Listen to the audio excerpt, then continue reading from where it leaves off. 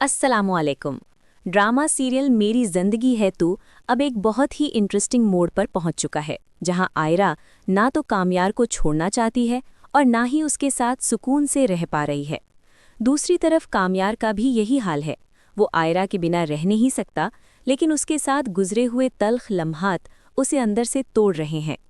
जब भी कामयार आयरा को देखता है, उसे वो सारे पल याद आ जाते हैं जब आयरा ने उस पर यकीन नहीं किया, उसे सबके सामने जलील किया और उसे अपनी सफाई देने का मौका तक नहीं दिया।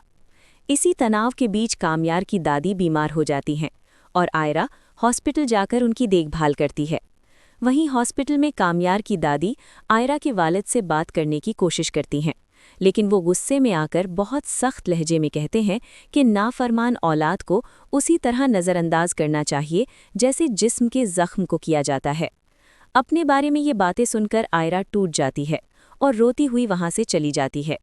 कामयार जो बाहर बैठा इंतजार कर रहा होता है, उसे ये नहीं पता होता कि अंदर क्या हुआ है। वो गुस्से में कमरे में जाता है, लेकिन वहां आयरा के वालिद उसे भी खरी खोटी सुना देते हैं।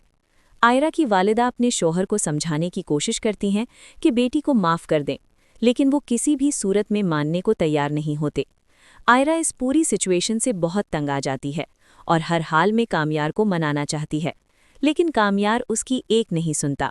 दादी भी उसे समझाती हैं, मगर कामयार कहता है कि वो माफ़ तो करना चाहता है, लेकिन जब भी आयरा सामने आती है उसे अपनी बेइज्जती याद आ जाती है।